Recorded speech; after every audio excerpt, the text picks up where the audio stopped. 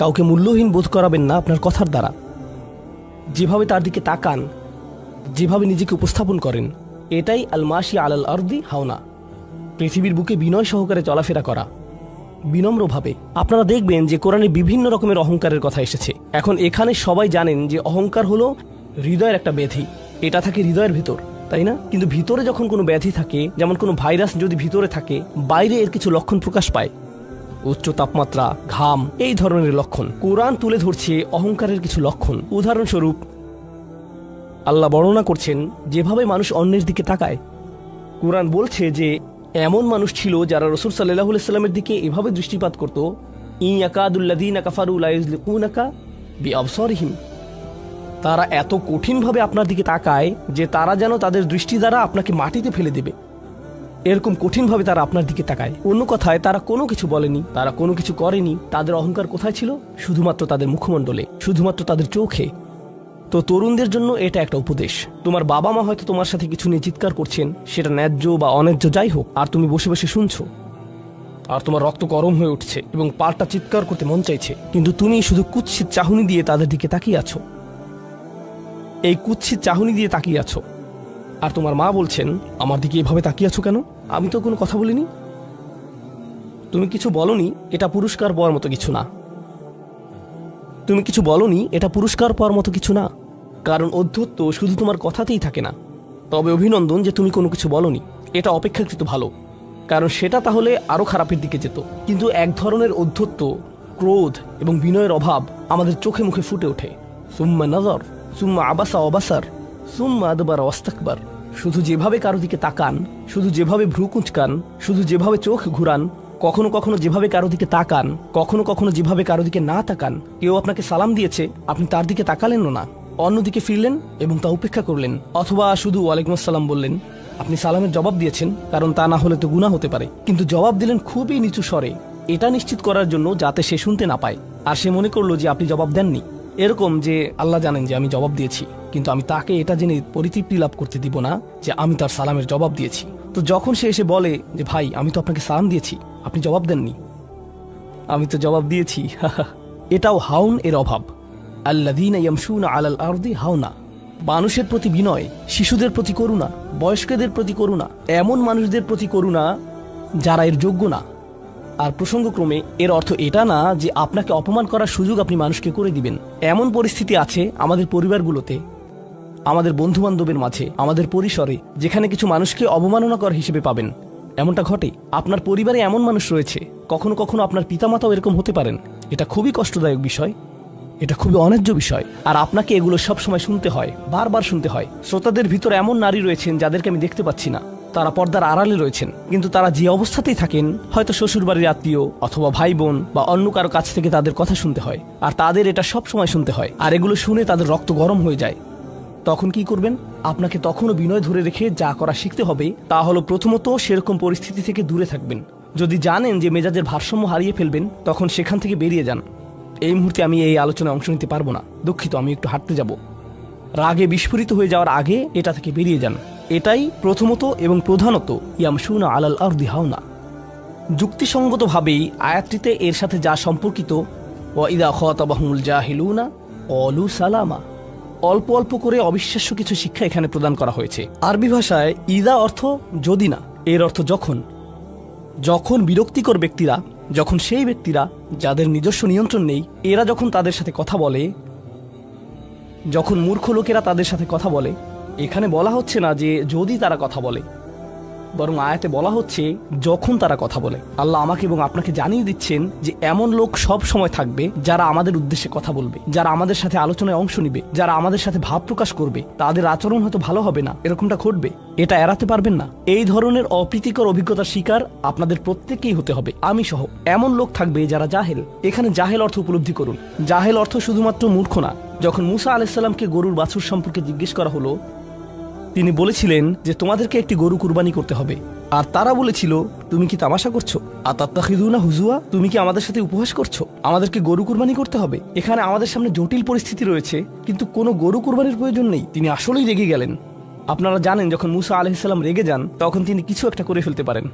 তো তিনি তৎক্ষণাৎ আল্লাহর কাছে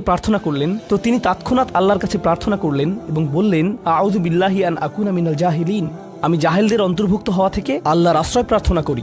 এর অর্থ মূর্খ নয়, কারণ স্পষ্টতই মুসা আলাইহিস সালাম ছিলেন পৃথিবীর জ্ঞানী মানুষদের একজন।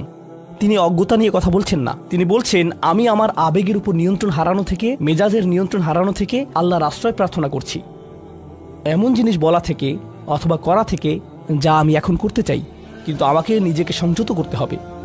এখন এই উপলব্ধি থেকে আলোচ্য আয়াতটিতে আসুন। এরকম মানুষ রয়েছে যারা সবচেয়ে জঘন্য কথা বলে, কিন্তু তাদের কোনো লাগাম নেই। কথাগুলো আপনার হৃদয় থেকে এসে মস্তিষ্ক হয়ে এরপর তার জিহ্বাতে যাওয়া উচিত, কিন্তু এই পথে কিছুটা লাগাম থাকতে হবে।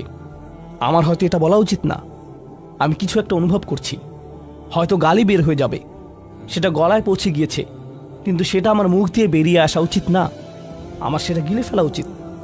কিন্তু কিছু মানুষ রয়েছে তাদের মাথায় যা আসে তাই বলে ফেলে। কারোর সাথে আপনার 6 মাস পরে দেখা হলো কোনো একটা পার্টিতে, ঈদের সময় অথবা অন্য কোথাও, হে আসসালামু আলাইকুম, আপনি তো মোটা হয়ে গেছেন, সবার সামনেই। এটা কেমন কথা? আপনি এটা মনে মনে আনতে পারেন আর নিজের মনে মনে মাশাআল্লাহ বলতে পারেন, কিন্তু সবার সামনে কেন আপনাকে এই কথা বলতে হবে? হেই, তুমি তো কয়েক বছর আগে পড়ালেখা ছেড়ে দিয়েছিলে, এখনো পাশ করোনি, এখনো ফেল অবস্থাতে আছো। মানুষ আপনাকে এরকম কথা বলে আর এটা আপনাকে রাগান্বিত করে। এই অবস্থায় কি করবেন? আল্লাহ বলেছেন এটা আপনার মনের বিনয় প্রকাশের অংশ। এভাবেই আল্লাহ আমাদের বিনয় যাচাই করবেন। আর প্রসঙ্গক্রমে তারাই হয়ে থাকে আমাদের সবচেয়ে কাছের মানুষ, যার অর্থ আপনি এই ধরনের পরিস্থিতিতে বারবার বারবার বারবার পড়বেন। কিভাবে এটা থেকে বেরিয়ে আসবেন? আল্লাহ বলছেন ওয়াইদা খাতাবাহুমুল জাহিলুনা ক্বালু সালামা। এটা দিয়ে কতিপয় জিনিস বোঝায়। আমি এখানে সেই কয়েকটি শিক্ষা নিয়ে আলোচনা করব। যখন এমনটা ঘটবে আপনার তাৎক্ষণিক প্রতিক্রিয়া হবে শান্তি, ক্বালু সালামা। এটা দ্বারা বিদায়ও বোঝাতে পারে। আপনি বলবেন সালাম, আমি আর এই আলোচনা চালিয়ে যেতে চাই না, আমি সম্মানজনকভাবে আপনাকে বিদায় জানাবো। ও দাঁড়ান, আমার তো একটা মিটিং আছে। এর বাকি অংশটুকু আপনি মনে মনে বলতে পারেন আল্লাহর সাথে দোয়া করার জন্য, কিন্তু এটা তার কাছে প্রকাশ করার প্রয়োজন নেই। শুধু বলুন যে আমার একটা মিটিং আছে, আর সেখান থেকে চলে আসুন, কারণ আপনি এটা নিতে পারবেন না। তারা সেখান থেকে বেরিয়ে আসে সম্মানজনকভাবে, এটা একটা অর্থ। যখন জঘন্য মানুষ আপনার কাছে আসে, বেরুবার পথ খুঁজে বের করবেন। কোরআন এই সূরাতে আরো পরে যা বলেছে যে মাররু কিরামা, সম্মানজনকভাবে তারা এটা অতিক্রম করে চলে যায়। কিছু কিছু মানুষ আছে যারা এমন কথা বলতে চায় যা আপনাকে রাগান্বিত করবে। তারা আসলে এটা করে মজা পায়। তারা কথা বলবে শুধু আপনাকে উত্তেজিত করার জন্য, আর তাদের কেউ কেউ জানে যে ঠিক কি বলতে হবে, কারণ তারা আপনার সাথে আগেও কথা বলেছে। আর তারা জানে যে কোন জিনিস আপনাকে রাগিয়ে তুলে, তাই তারা জানে যে কোন বাটনটি প্রেস করতে হবে আর কিভাবে আপনাকে বিরক্ত করতে হবে। আপনি বসে আছেন, আমি উত্তেজিত হব না, আমি উত্তেজিত হব না, আমি উত্তেজিত হব না, কিন্তু তার কথা শুনে আপনি বিশাল দানবে পরিণত হয়ে গেলেন, যার ফলে সব ধ্বংস হয়ে যাবে। আর সেই ক্ষেত্রে আপনাকে আগে এটা রোধ করতে হবে। আপনি এখানে কথা বলতে পারেন আর বলতে পারেন যে দেখুন, আমি এই বিরোধ চাই না, আসুন শান্তিপূর্ণ সময় ব্যয় করি, আসুন এই বিষয়টা নিয়ে আজ আর কথা না বলি, এতে অনড় থাকুন। এটা দিয়েও ক্বালু সালামা বোঝায়। আমি আপনার সাথে ঝগড়া করতে চাই না, আমি শুধু চাই আলোচনাটা যাতে কুৎসিত পথে এগিয়ে না যায়। কখনো কখনো আমরা ভদ্রতা দেখাই, আর সেই সুযোগে মানুষ আমাদেরকে অসম্মানজনক কথা বলতে থাকে, এবং আত্মবিশ্বাসের সাথে মানুষকে জানিয়ে দিবেন যে তাদেরকে থামতে হবে, তারা সীমা ছাড়িয়ে যাচ্ছে। এটা সঠিক নয়, এমনটা করা সম্মানহীনতা নয়, শিষ্টাচার বহির্ভূত নয়। আপনি নিজের জন্য রুখে দাঁড়াতে পারেন, কিন্তু এটা শুধু মর্যাদাপূর্ণ উপায়ে করতে হবে, এমনভাবে যা শান্তিপূর্ণ। এছাড়াও সালামা শব্দটিকে অনেকেই অবস্থা হিসেবেও দেখেছেন। অন্য কথায়, যখন তারা জবাব দেয় তারা পরিপূর্ণ শান্তিপূর্ণ অবস্থায় থাকে, এটা ভিন্ন একটা অর্থ। যখন জঘন্য মানুষেরা আপনার সাথে কথা বলে, তারা আপনাকে বিরক্ত করে, তারা রাগান্বিত করে, তারা মিথ্যার পর মিথ্যা, মিথ্যার পর মিথ্যা, মিথ্যার পর মিথ্যা বলে, আর আপনাকে সেখানে বসে এটা শুনতে হয় যেন এটা সত্য। আর তারা এটা অন্য মানুষের সামনে বলে, আর আপনি কোনো কারণ ছাড়াই ঝামেলায় পড়ে যান। যখন আপনি জবাব দেন, আপনার জবাব যাই হোক, জবাবটা শান্ত হওয়াটাই উত্তম। যখন জবাব দিবেন, আপনাকে শান্ত এবং পরিশীলিত হতে হবে। এটাই ক্বালু সালামা। আর যারা জীবনে এটা ধারণ করতে পারে তারা আল্লাহর কাছে বিশেষ মানুষ, ইবাদুর রহমান। অন্য কথায়, এই অনুপ্রেরণাটিকে আমাদের মনে রাখতে হবে। সেই রকম সময়ে যেই ব্যক্তির সাথে আপনি কথা বলছেন সে এর যোগ্য না, বরং সে হয়তো চপটাঘাত পাওয়ার যোগ্য। আপনাদের কেউ কেউ হয়তো প্রতিউত্তর দেয়ায় খুবই পারদর্শী, কেউ হয়তো আপনাকে বিদ্রুপাত্মক কিছু বলছে, আপনি তাকে কথা দিয়ে পিষে ফেলতে পারবেন। ও মাই গড, আপনার মাথায় যে জবাবগুলো আসে, তালিকা করা একাধিক জবাব, আমি কি এ বি সি বলবো নাকি উপরের সবগুলো একসাথে বলবো, আপনার মাথায় এটা চলছে।